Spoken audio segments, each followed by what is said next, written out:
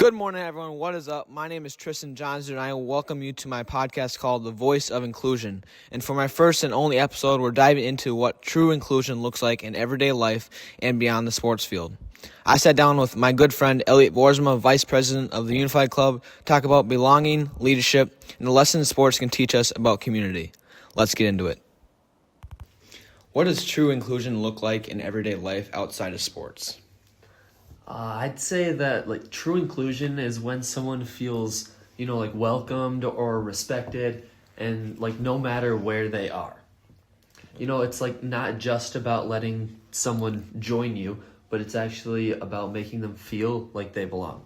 So at school, for example, you could just invite someone to sit with you at lunch or listen to their ideas during a project, bring them into the group. And then outside of sports, I'd say it's about noticing when someone might feel left out and then taking the action to bring them back in.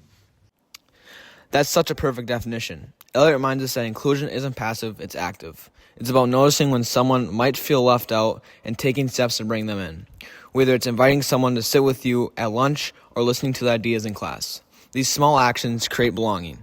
Research shows that even tiny gestures of inclusion can dramatically improve someone's confidence and sense of value. How can schools create environments where everyone feels valued? Yeah, I think that schools can do a lot for that. Teachers especially, they can make sure that every student's voice is heard in the class and it's not just the loudest ones, the people who always respond. They could also celebrate how different people interact with each other and their different talents, just to make sure everybody is proud of who they are. And then some of the smaller things I'd say, recognizing kindness or effort in those kids, and then making sure that the students also feel valued. And then when the schools are focusing on building community instead of just the competition, I think that students will feel safer and more connected. I like this point. Schools often emphasize competition, but Elliot highlights the importance of building community, recognizing kindness and effort, not just achievements. It helps students feel proud of who they are. When schools celebrate diversity and encourage every voice, they create safer, more connected environments where students thrive. Why do you think belonging is such a powerful human need?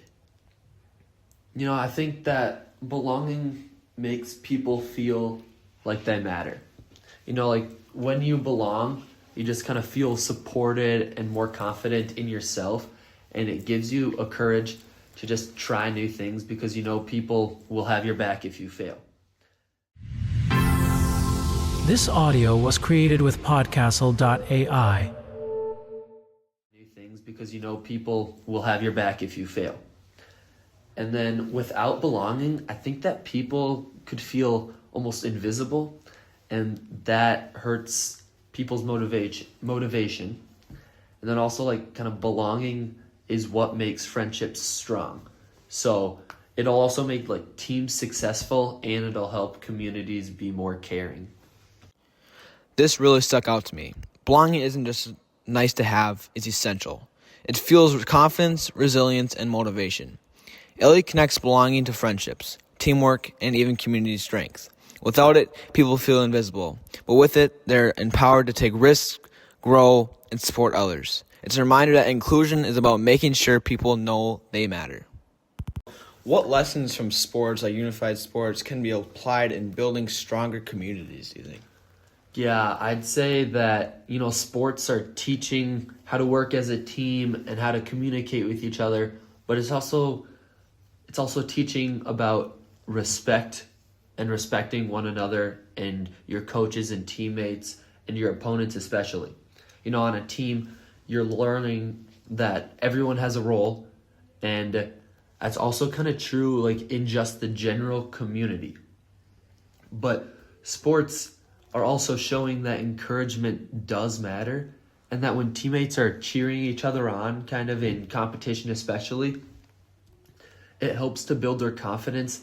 And then the communities can do the same by supporting the local events and coming to our soccer day that we hold in May, and basketball tournaments that we go to, whether it be state or just other interactions with other schools, I'd say.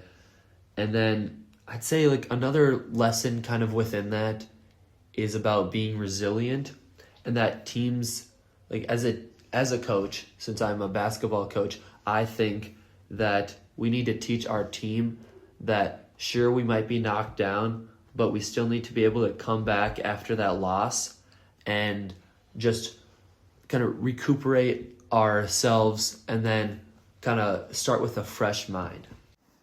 Sports are a microcosm of society. Everyone has a role, encouragement matters, and resilience is key. Elliot's coaching perspective shows us that celebrating small victories and supporting one another builds stronger, more connected communities. Just like teammates cheering each other on, communities thrive when they show up for one another. As we're wrapping up here, let's recap. Elliot reminded us that inclusion is about action, noticing, inviting, encouraging, and celebrating. From classrooms to communities, the lessons of sports can help us build spaces where everyone belongs. Thanks for tuning into the Voice of Inclusion podcast. My last thing for you is to keep practicing those small acts of inclusion. They matter more than you think. Thank you. This audio was created with Podcastle.ai.